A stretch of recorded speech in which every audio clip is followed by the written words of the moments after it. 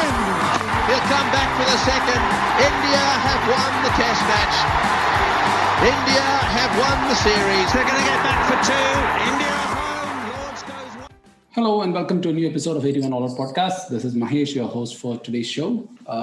So we just did a rewind to India's tour of Australia 1981 as part of this season of cricket coverage. Now we are back in contemporary times. We want to preview the upcoming Test series, which has so many moving pieces that we are struggling to keep track of.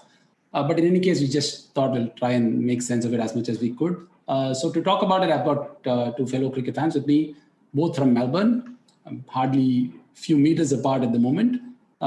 Ananthasubramanian from Melbourne, who's a cricket fan, who works in IT in Melbourne and very, very happy to be in Australia, primarily to watch cricket and also to work. Welcome, Ananth.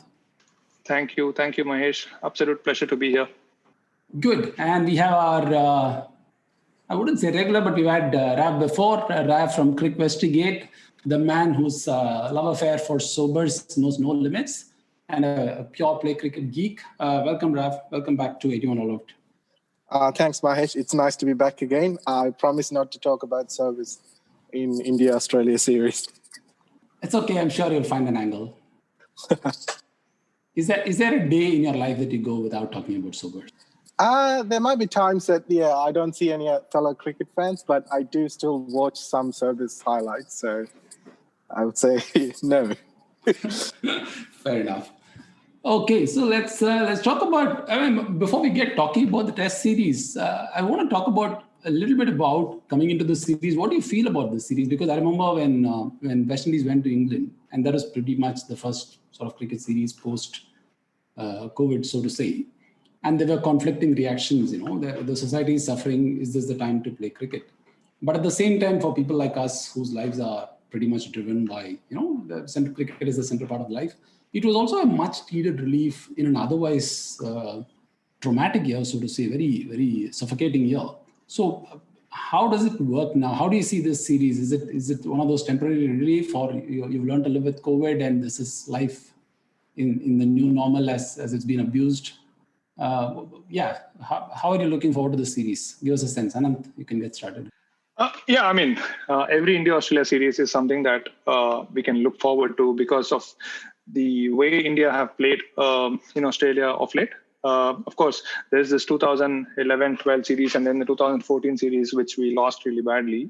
But apart from that, there's been a competitive edge to some of these games here. And the fact that we won last time, there was a lot of reason to look forward to until, of course, Virat Kohli pulled out for the last three tests, and the fact that Rohit Sharma never even reached Australia.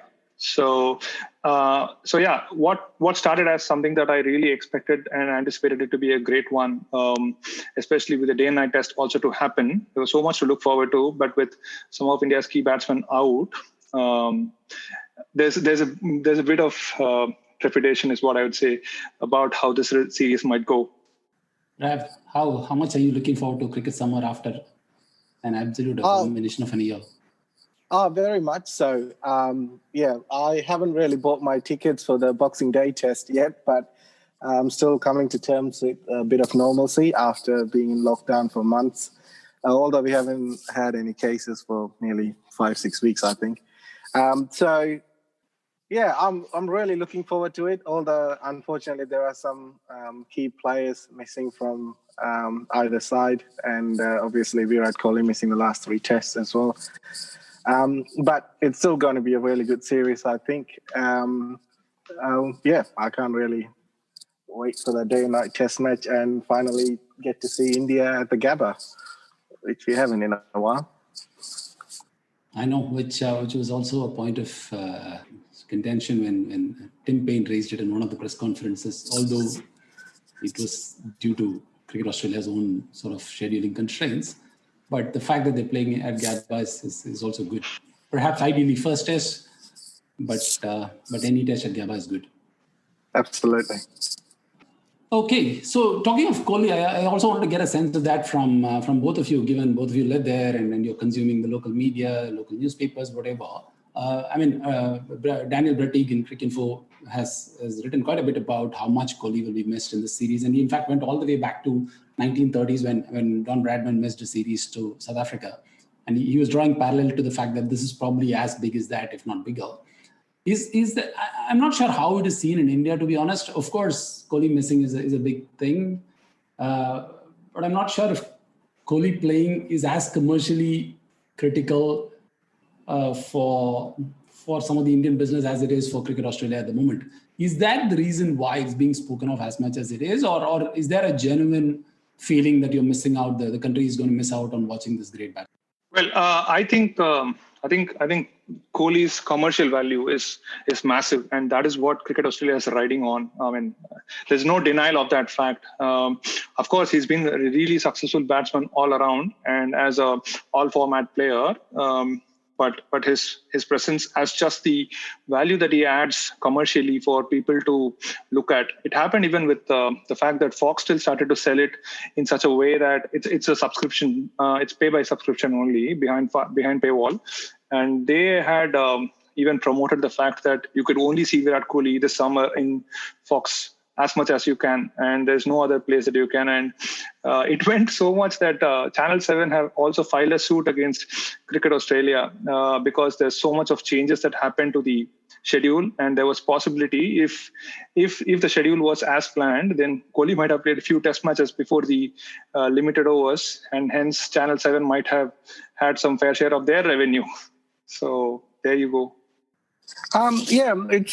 I haven't really been keeping up to date with the Channel 7 Foxtel issue, but I do think that online, especially on Twitter and things where it has been talked about a bit too much than I think I hear around the local public. And there is genuine excitement about having cricket, and it wasn't really focused on Kohli as much as you see on the newspapers and here on especially Fox Cricket.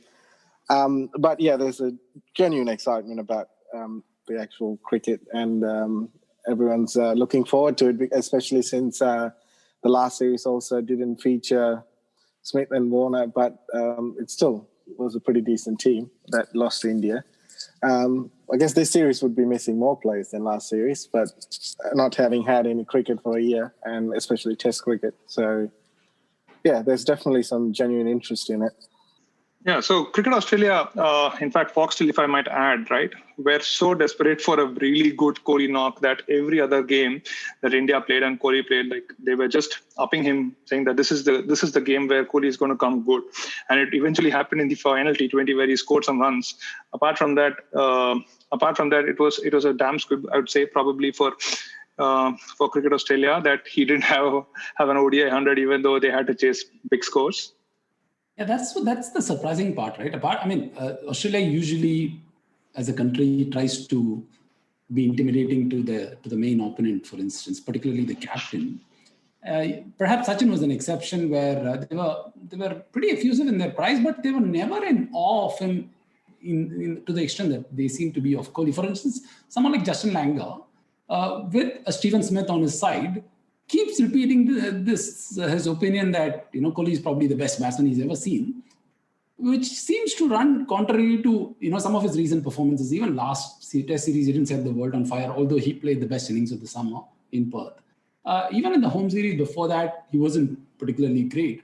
So, is this the aura of Kohli purely cricketing thing, or is it more commercial sort of aura which also gets translated into cricket? Because I find it ludicrous that Australian commentators keep talking so highly of Kohli while talking of Steven Smith as just another sort of batsman. How do you make sense of this rap, particularly as a fan of Steven Smith? Do you find it hard to make sense of? I'm not sure.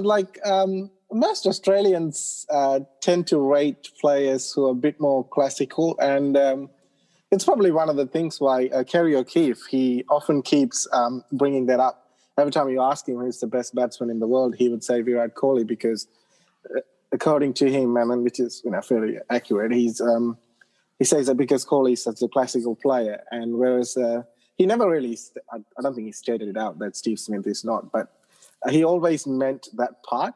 So maybe it's not just about numbers and situations. It's about how they score the runs. Maybe that has some sort of appeal to it. He's really into Kohli's style of batting, and then that's probably the main reason, I would say, because statistically and in terms of all other things, especially in Test cricket, Steve Smith is ahead of Kohli, I would say. Fair enough. I think, we just spoke about Kohli because everyone is talking about Kohli. So we wanted some people to hold on to listen to our past. So we'll move on to the real series now. One of the things that kind of I find pretty odd to make sense of coming into this series is that, one, we've not had any real Test cricket for both nations for nearly a year.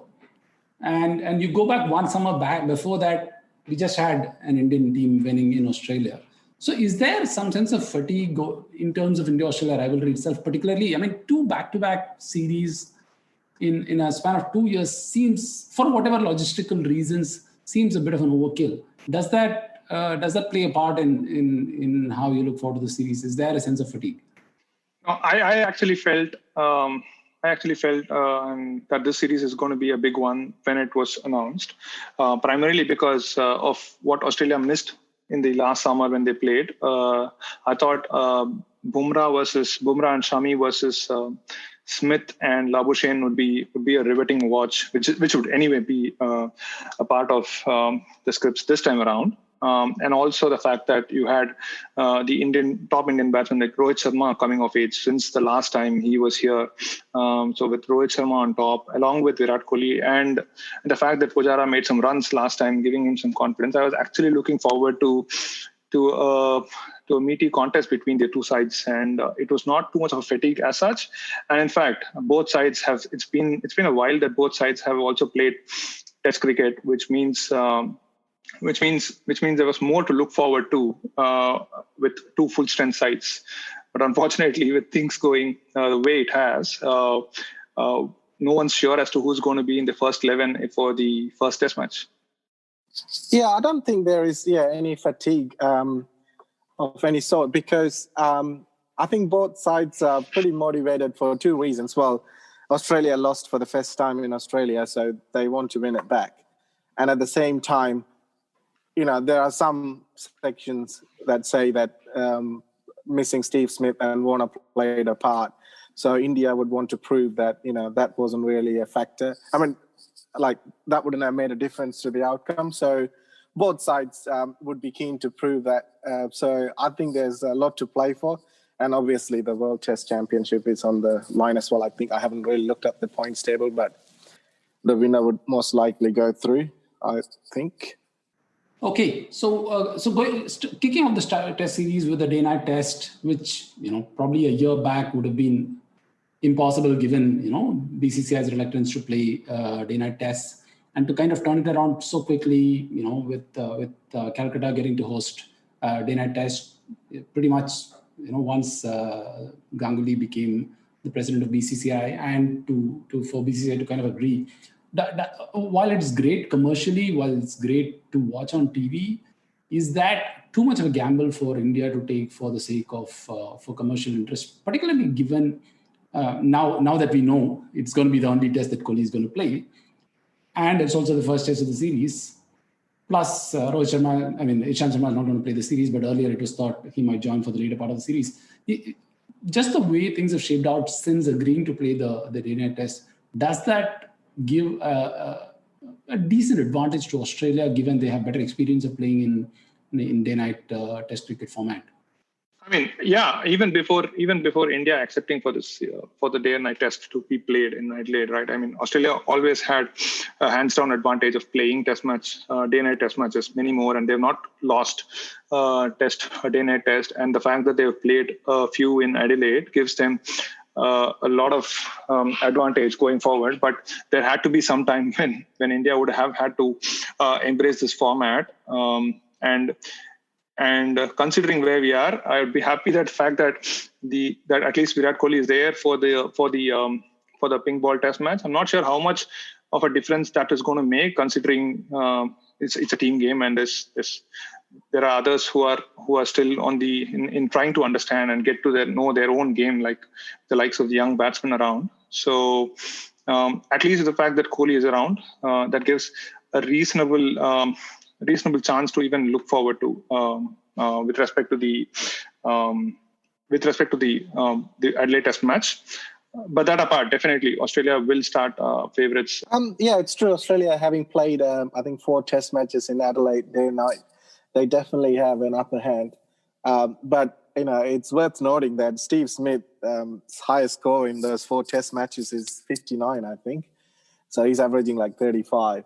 Obviously, Warner's 335 helped with this average.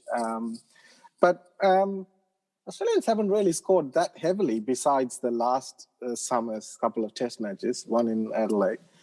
And obviously, Marnus made 100 as well. I don't know. I think despite the fact that Australia have more experience, I still think that Indian pace attack, when fit and in form, will have the advantage of the moving ball, whether through the air or off the pitch. So it could be a really good contest. And I think Virat Kohli made 136 or something in the only Test he played. So it'll be interesting to see. Although Australia is favourites on paper, I would think it's going to be a closer contest than maybe most people think. How much of a dent is it for India's chances that Ishant Sharma is not around? I know people talk about Rohit Sharma, people talk about Virat Kohli not being there for the last 3 tests, but how significant is the absence of Ishant Sharma, given that he brings in so much control to the attack as a third seamer? I think it plays a big part because, we don't know what the lineup is going to be for Australian top order.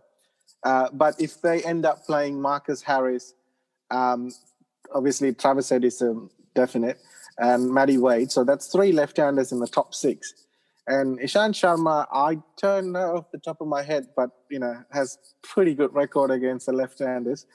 And even Jasprit Bumrah, his average against right-handers is like 17. Against left-handers, it's like 25.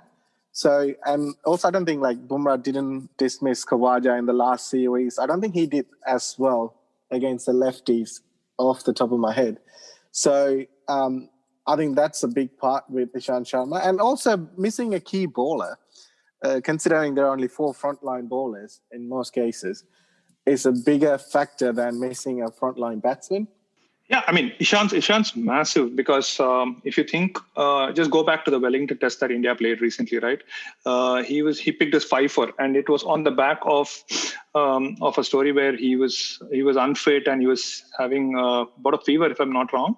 And then he turns up, picks up 5-4 at Wellington. So, and this is in a game where India are bowling on a really good pitch, and Bumrah and Shami didn't do much in the first innings, and Ishant was all over with really good bowling, the Kiwi side, and he got 5 wickets there. So Ishant will be massively missed, and I can't believe that we're saying that, considering watching Ishant since 2008 or so.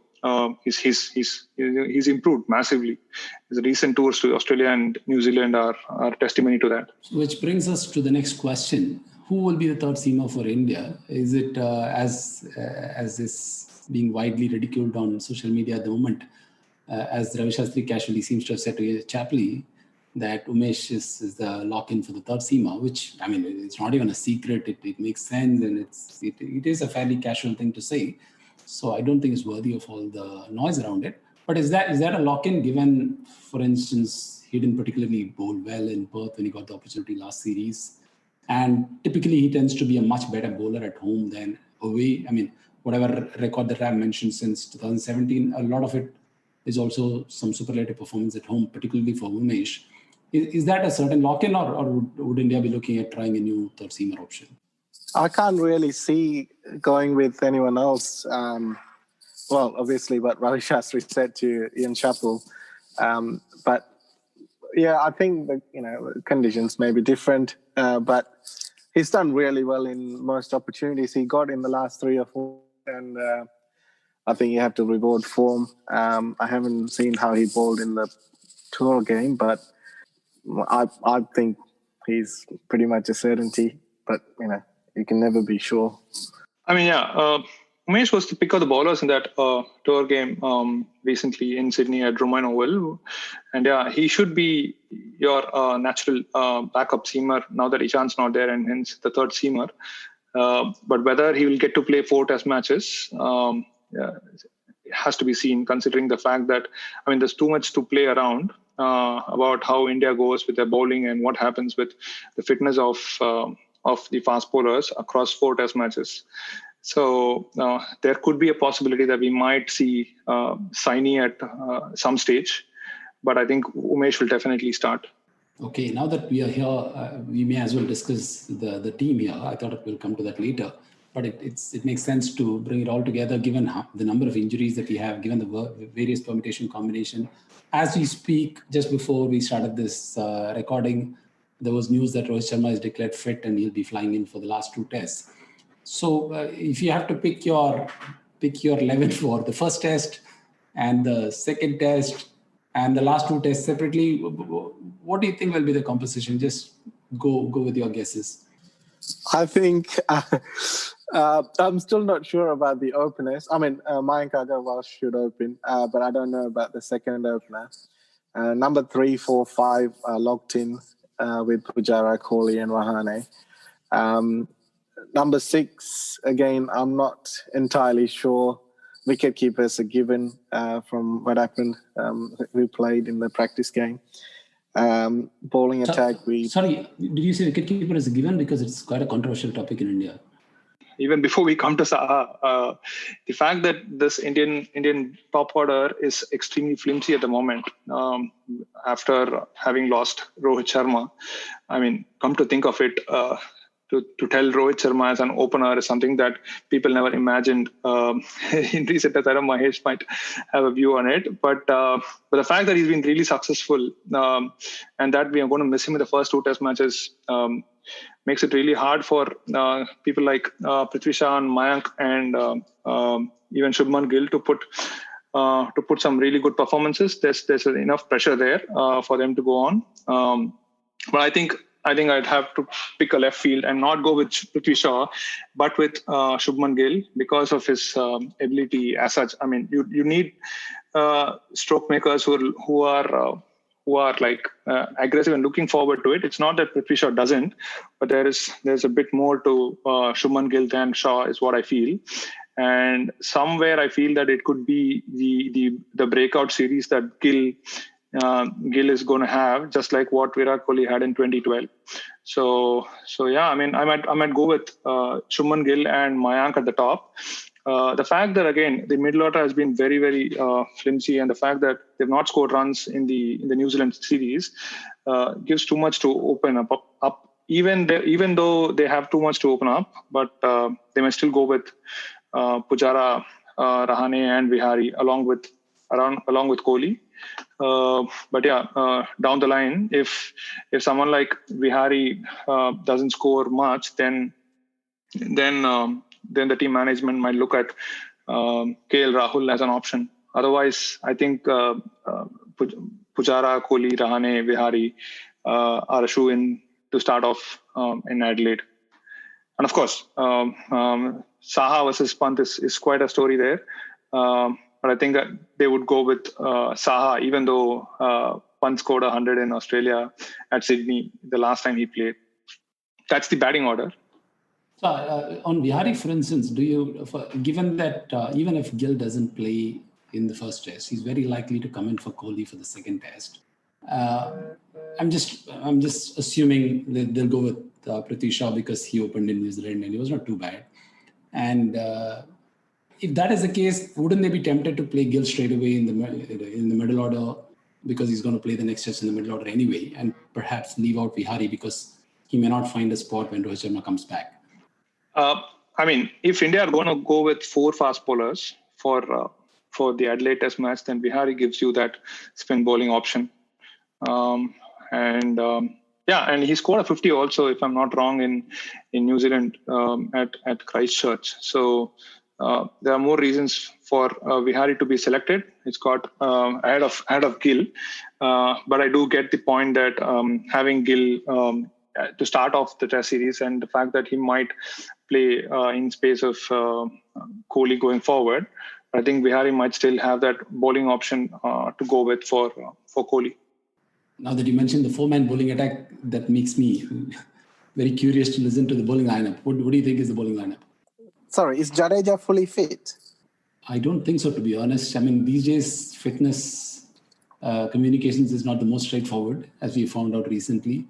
But as far as I can see, there's no confirmed news that he's fit to play. Okay, yeah. Well, in that case, I'm not sure, yeah.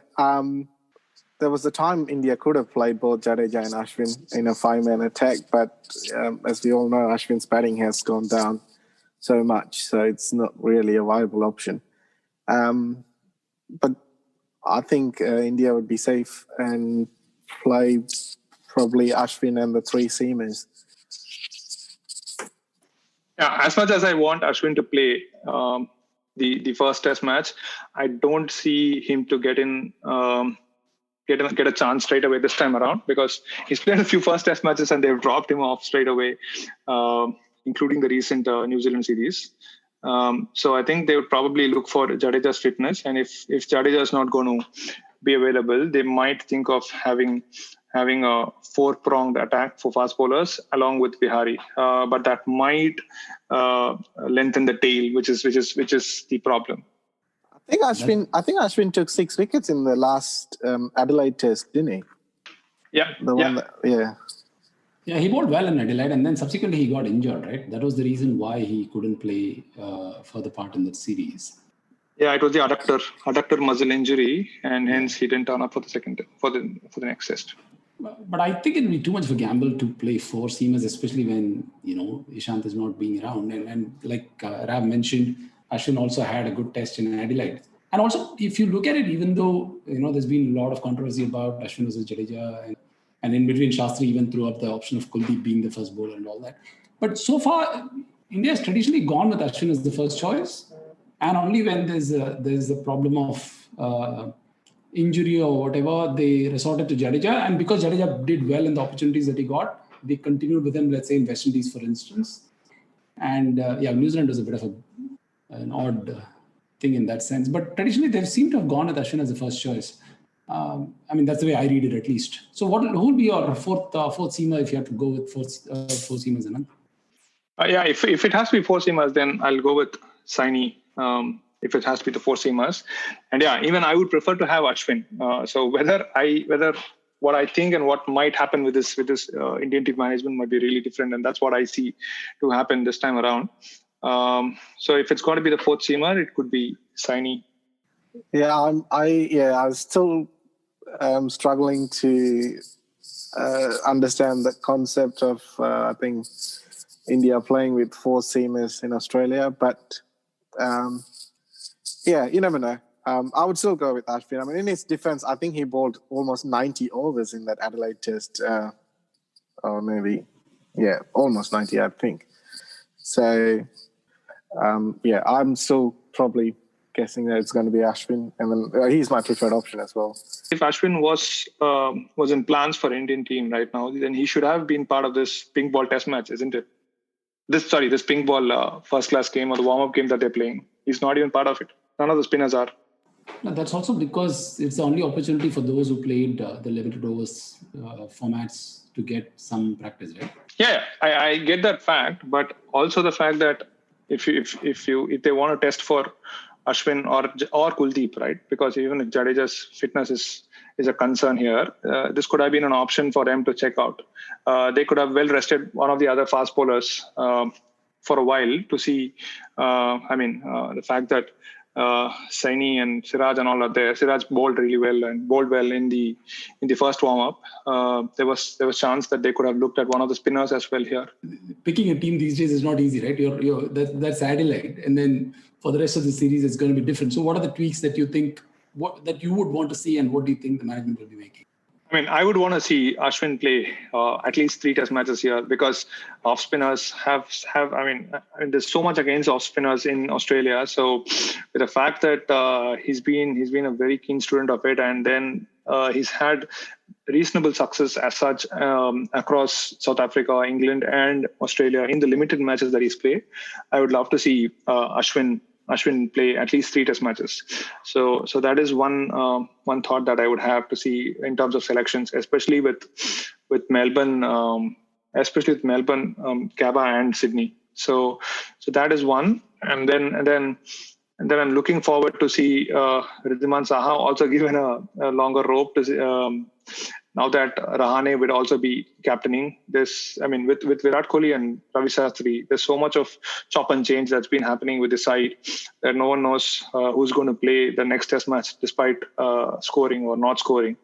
So hopefully, guys like Saha and Ashwin might hopefully will get a chance with longer rope, given the fact that they haven't been on the right side of selections in recent times. So who'll come in for Kohli? Rab, what do you think? Who will come in for Kohli for the second Test?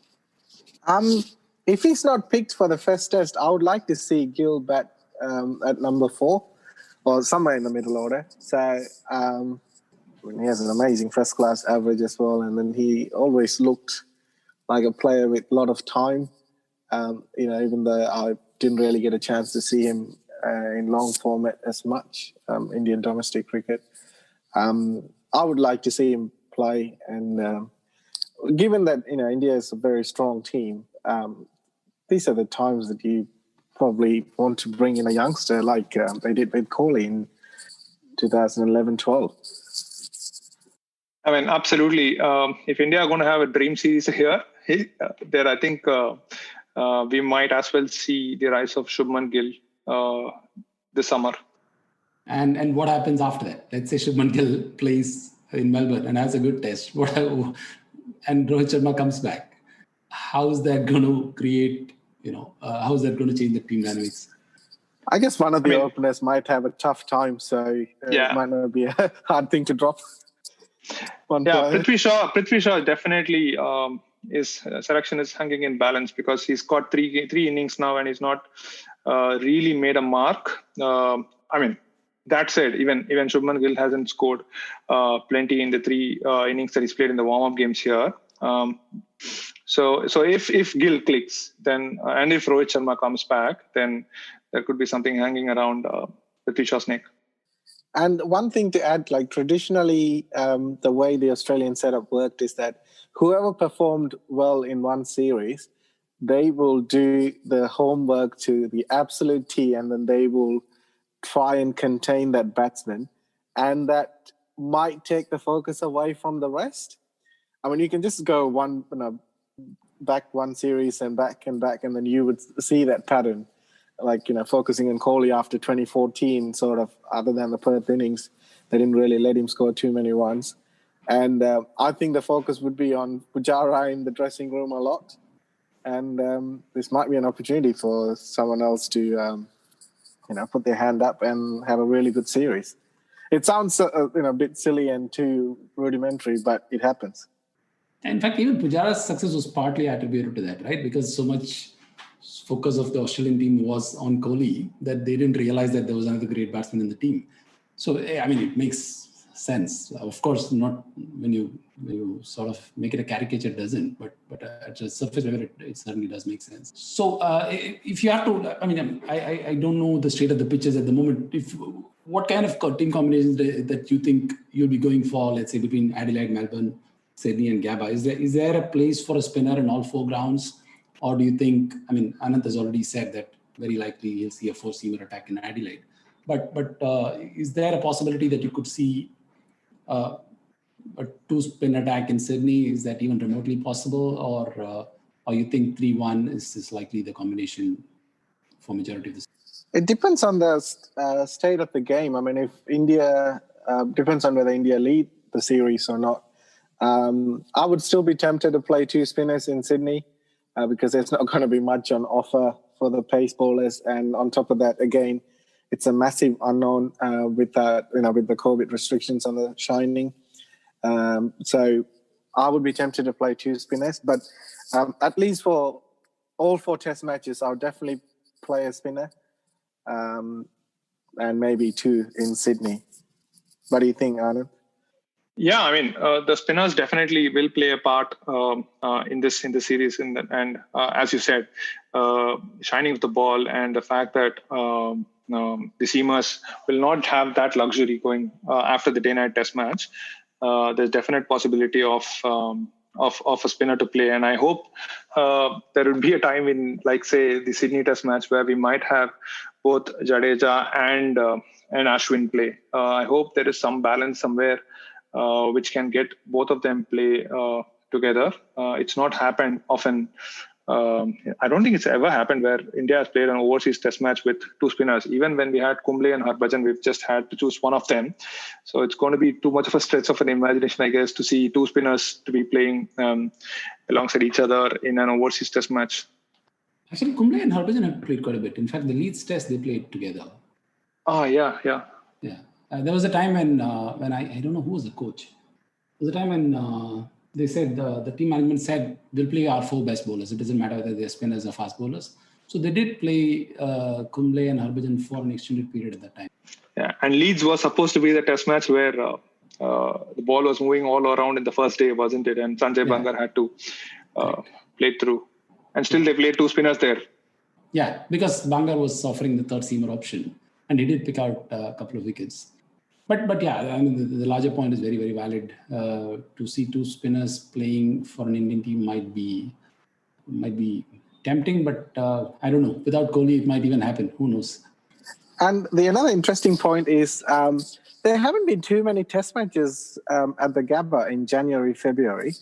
There was one against Sri Lanka in 2019, but I think that was a pink ball test.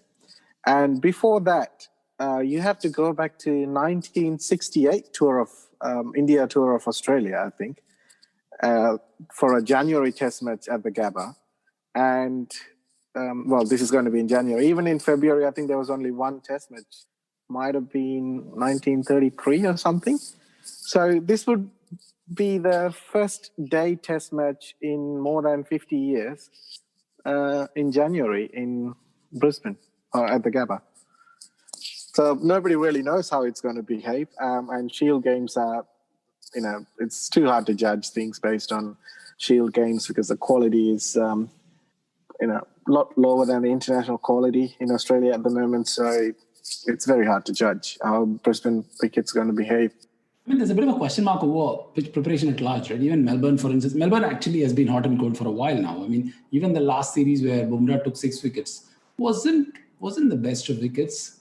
But again, was it equally slow and low against New Zealand last year? I'm not sure. I think it was a little bit of a better wicket last year. So it's been hot and cold for a while. And you add the COVID-driven sort of under-preparation to some extent across all venues. That's going to be a huge unknown as well, right, going into the series? Yeah, that's why I'm a bit hesitant to make any bold predictions. I mean, without COVID, I would be making so many predictions, as if I'm a Betfair consultant. But yeah, I'm being a bit reluctant because it's a lot of unknowns, and there haven't been games played in all the grounds for the Shield season as well. So, like you said, we just can't be too sure. Yeah, I mean, with the lockdown that happened here in Melbourne, every light and every power switch and everything was switched off in MCG, which is like very much unthinkable given the fact that they play almost every weekend with AFL matches and then with BBL and the Shield games. So it's like very, very unusual for Test match to return to it at Melbourne for the Boxing Day, where everything's got to be really fresh, and it's a start that no one would know how it is. But I think there's a lot of scrutiny that happened with MCG. The wickets were pretty boring cricket, and they were not really result oriented and had nothing for the fast bowlers or the bowlers as such. I think Azhar Ali had a 250, and then Alistair Cook had another big knock with a double 100, and then this thing happened with Pujara and Kohli having runs. So yeah, last year I think Wagner was able to get some get some spice out of the wicket. So I think there should be something for the fast bowlers this time around. Given the fact that again the Indian batting lineup without Kohli is relatively weaker, and hence they might target to make a wicket that is friendlier for Australian fast bowlers. Is it just me, or did it feel like Indian batsmen didn't play short balls as well as they would, you would expect them to play in the 2018-19 series?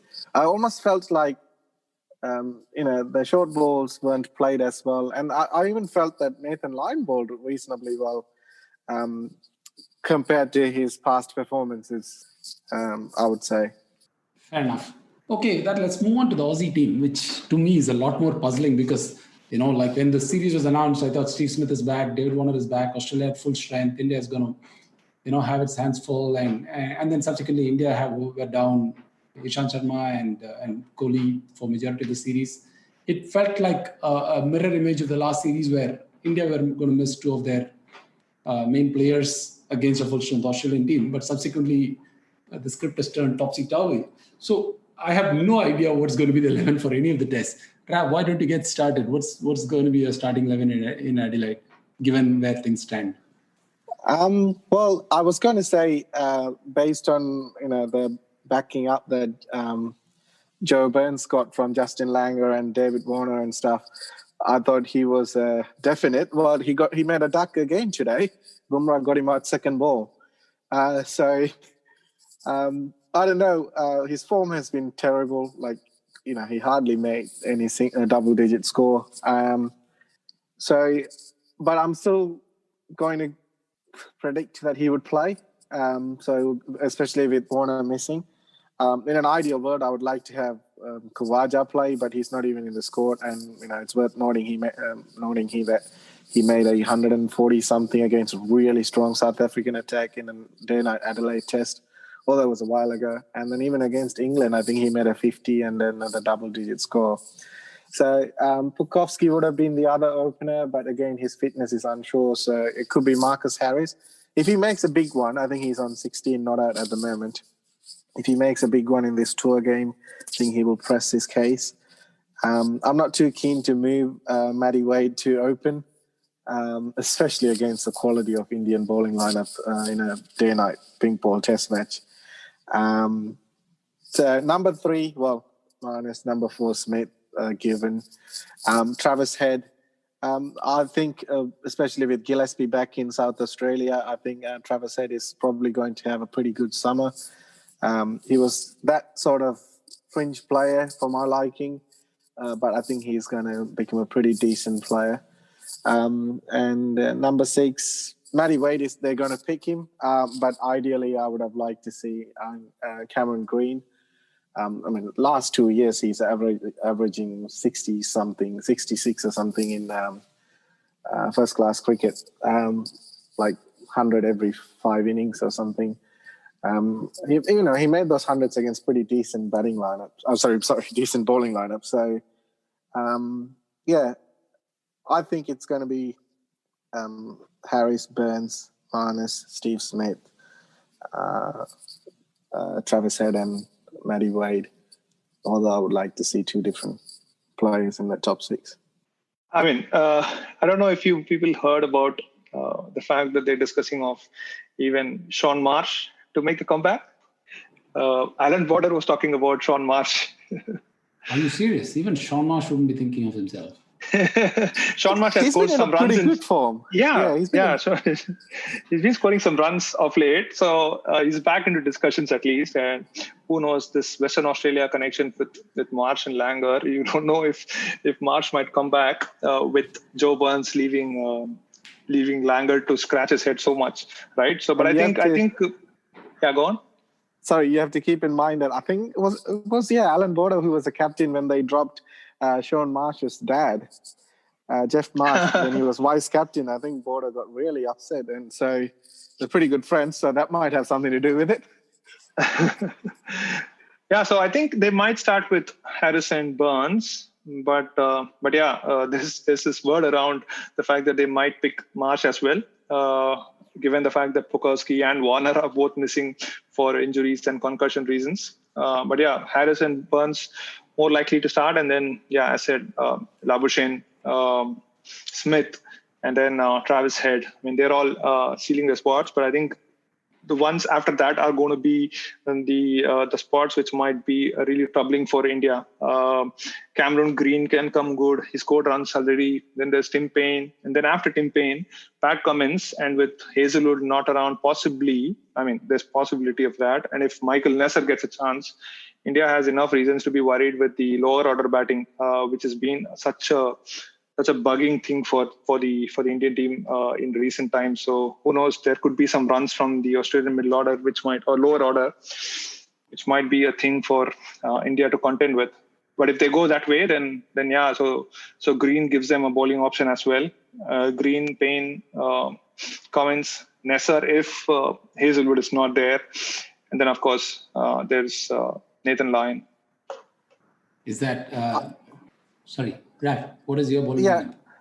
Well, I would like to see Cameron Green play as a specialist batsman, even if he can't bowl. I mean, to be honest, though, he hasn't really bowled much in first-class cricket in the last 2 years.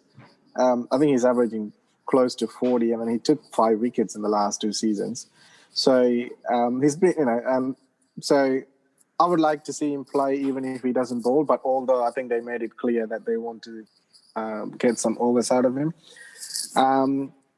So number 7, well, Tim Payne's going to be there. Bowling attack, I'm always going to be biased. I went to the same high school as James Pattinson. I've known him since, not known him. I've seen him play since he was in middle school. So I would always pick James Pattinson. And then although he's not as good as he used to be with the bat, I can still trust a good 30 or something out of him on any wicket. So I would play him at 8, Cummins 9.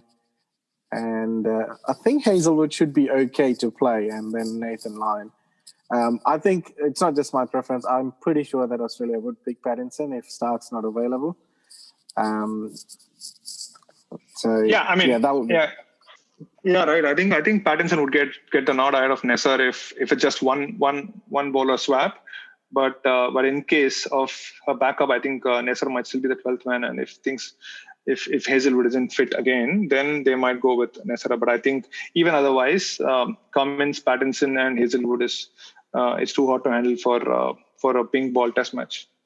So and what is your replacement pick when Warner comes back? Who goes out, and then Stark comes back? Who goes out?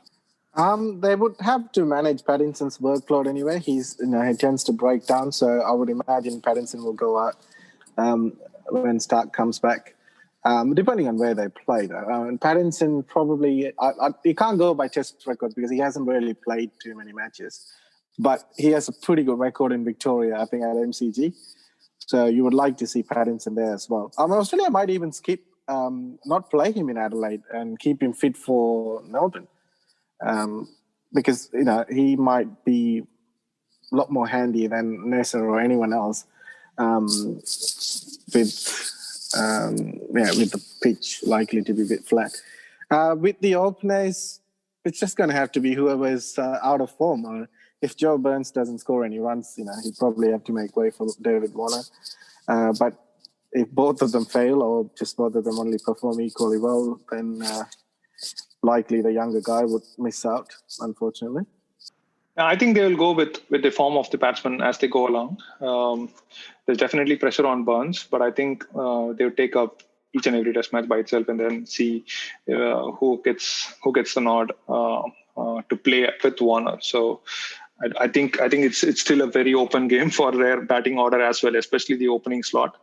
Bowling slot is not as much because even in the Ashes that they played, they kept rotating their fast bowlers a lot. So Australia is quite used to having a few fast bowlers play test series as that. So I think Hazelwood, Cummins, Stark, and then Pattinson would be the top 4 bowlers. And then if there's any more unavailability or injury, they might still think of Nesser. And of course, there's Green, who's going to have an option of the 4th seamer as well. So just looking at the scorecard of the last series, some of the scorecards of the last series, it's like the Australian batting lineup has completely changed in a span of 2 years. Of course, part of the reason is because that lineup didn't have 2 of the mainstays for other reasons. But it seems to be an almost completely different batting lineup. And in between, they did try out some of the batsmen in against Sri Lanka as well. But it seems, for instance, while we talk about Warner and Smith missing out in the last series, also Labuschagne has since gone on to become such an eminent, sort of important member of the team. In that sense, is there anything that we can draw from last series? I know India bowled beautifully, Indian bowlers are skillful and stuff like that. But isn't this essentially almost Indian bowling facing a very different batting lineup compared to the last? Is there anything that Indian bowlers can carry over from the last series beyond the confidence that they can bowl? I think so. Well, you could say that the Australian bowlers didn't. It's pretty much the same bowling attack. So they didn't have the runs to bowl with, but so maybe the pitches looked flatter than they were. But Indian bowlers did bowl really well, and it's almost like as well as a bowling lineup could bowl in contemporary cricket. And batting lineup, it's not that much different besides the two, though, if you think about it, because Marnus, I know he's a different batsman. He's still there. I think Travis Head was playing the test matches. So if Marcus Harris comes back, I guess he's one of those who played as well. I think, Indian bowling attack would still fancy their chances against pretty much everyone except probably Steve Smith. So, I think Indian bowling lineup would do really well. I still think, I know it's probably cliche, but I think Marnus wasn't really tested last year. I think I still, rate his performances in England, making those 50s better than the 100s he made in Australia. So we know that he's a very skillful player, but it's a step-up challenge from what happened last summer. So it pretty much comes down to what the plans Indian bowlers have against Australia's number 4. It's almost like the situation that Australian bowling lineups had against India, in the 90s, against India's number 4. Okay, so now let's go into the tricky territory. I know, Rav, you didn't want to predict anything because there are so many unknowns, but we're still going to go ahead with the prediction. So how do you see the test series panning out? What are your predictions for results in all the 4 tests? I'm not going to ask for the series because each test has its own trajectory at the moment. Just go with each test. I think Adelaide's going to be very tight, but I might give Australia the edge, being a home test. Melbourne and Sydney are going to be difficult. I think one of them is going to be a draw. Depending on Australia's bowling lineup, and also, India will miss Virat Kohli as a batsman for sure. Although, he averaged 40 last season, but the season before the series before he was amazing. I think, MCG. I'm leaning towards. I don't know. It's very difficult. It comes down to pretty much the number 4. I'll probably say Australia again, and Sydney would be a draw. Brisbane probably. It's going to be tight. It sounds like I'm giving Australia the edge in all test matches. But if I have to guess the series scoreline, I'll probably go with Australia winning 2-1. It doesn't make sense. I just picked Australia as having an edge, 3 of the 4 tests and saying 2-1. Sorry, I'm just struggling. It's very hard to predict. Okay, fair enough. But either way, it's 2-1 or 3-love or whatever. But you're at least reasonably on the side that Australia will win the series. Yeah, I think so. It's a home series. Although they haven't played Test cricket in almost a year, they would start as favourites, and I don't think toss will make a massive difference as much as it probably did in the last few Test matches at MCG and SCG. But I can't really see Australia losing a Test match outside of Adelaide. The reason why I say that outside of Adelaide, because it's going to be a low-scoring game, so whoever gets on a roll in a really, really good session will probably likely win.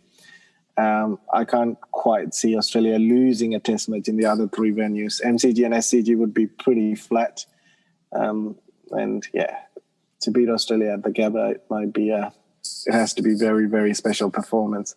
But then again, India do have players who are capable of doing that, so you never know. Okay, Ananth, what's your pick? I've got to go the Jaywant Lele way of predicting 4-0.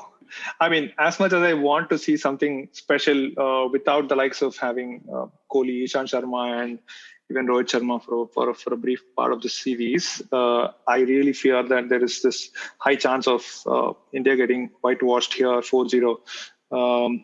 Just because of the sides and the quality of the sides and the players that we've got. One side struggling to get a set of openers intact, and then finding replacement for Kohli, and then there's the gap that Ishant Sharma that has to be filled on, and then the fact that, of course, the confusion around the spinners selection. There's so much that India has to grapple with. At the same time, Australia playing at home, having massive advantage with the fact that both Steven Smith and Manas Labuschagne would be around, even though Warner might not be there for the first test. So there's so much for India to lose and Australia to win here, and it would take. I mean, stupendous effort. Someone like Shubman Gill has to shine up really big, and someone like Pujara might have to dream of making another big series like what he had the last time around. As long as the runs don't come, then it's going to be really, really difficult for India to keep up with the series. Yeah. I would be really surprised if Australia won 4-0, because this is pretty much the same bowling lineup Australia had in 2018. I know they didn't have the runs behind them, didn't have the rest in between and stuff. I can't really see them bowling India out twice at MCG and SCG back to back, although there's a big gap between. I'll be really surprised. But yeah, like I said earlier, I can't see Australia losing, but at the same time, I can't see Australia winning all 4 test matches. But yeah, who knows? If India has to draw or put up a really good performance, I think it hinges big time on Pujara to play time as well as score runs with patience. I think that's where India's chances lie, because most of these guys are coming out of IPL and very, very less domestic cricket and warm-up games, right? And the fact that even if Rohit Sharma is going to come in, it's just going to come in straight away. There is no practice match straight for him as well. So there's really very less preparation getting into the series. However, when you compare with that of most of the Australians, they played, many of them have played the Sheffield Shield games around as well, including Mitchell Starc. So they have some red ball cricket or pink ball cricket to go with along instead of what you see with this Indian team. So that's why I fear that we might have a 4-0 here. Yeah, but I have to agree with Rav here that I don't see 2 out of 2 results between Melbourne and Sydney. One of them has to be a draw. I mean, it depends on what MCG pitch we get, but I'm assuming one of them will be a draw. And if India has to have any chance, it's probably on a flatter surface, either Melbourne or Sydney, where Bumrah and Shami, can perhaps outperform the Aussie attack on a flatter wicket. And yeah, so I'm going with Adelaide for Australia, Brisbane for Australia, 1 draw, and perhaps Sydney for India. I mean, that's the outside chance of India winning a test. And just to throw in my usual Rohit Sharma bias, his fast, quick runs is also going to help accelerate the scoring on an otherwise flat wicket. So there's also the Rohit Sharma pitch I'm making here, which is part of every podcast in 91 All Out. Let's play it this way though. If India are to win the series, let's think that India are winning the series, right? Then what all should go right for India to win the series? Somebody should hijack Steve Smith and Mitchell Starc and Hazelwood and Pat Cummins. No, I still think it's heavily reliant on Steve Smith. It's no disrespect to other players, in the Australian team. He's just a level above the rest, and he's done well in the last year. Coming back from his 12-month ban, but you never know. Just someone like Bumrah or Shami just needs to get him out once or twice in the first test, and then create some doubts. But he's a mentally tough player. But if Indian bowlers somehow manage to contain Steve Smith, there is a massive chance. I think the rest is pretty much an even field. If you take out Steve Smith now, I would give the series to India right now, even with Kohli not playing and Ishant Sharma missing. There's David Warner also. Even David Warner, I know he averages 65 in Australia, but his average is, I think, in the high 40s against India. Sort of progressively, they haven't played. He hasn't played India in 6-7 years in Australia. So you never know. And and he's aged a bit. He had some trouble against lifting deliveries lately. And I know it's limited overs, but it might be even more testing in red ball cricket. So, I don't know. I just think it's a pretty much even keel if you take Steve Smith out of the equation. Okay, I think with that we've come to the end of our preview of a series that nobody seems to make good sense of. We don't know what 11s are going to play in what venue and what kind of pitches we're going to get. It's a bit of an unknown. There's never been a cricket summer like this before, and hopefully never another one like this. The world is ready to move on from COVID, and I hope cricket the cricket summer is the beginning of that. Okay, I hope you enjoyed the preview. Keep listening for more episodes. Thanks, Anand. Thanks for joining. Thanks, Rav, as always. Thanks for joining. Thanks, Mahesh. And then I hope to see 1-1 at Brisbane. So all the best. Thank you, Mahesh. Thank you, Rav. It's great talking. India have won the Test match. India have won the series. They're going to get back for two. India home. Lords goes wide.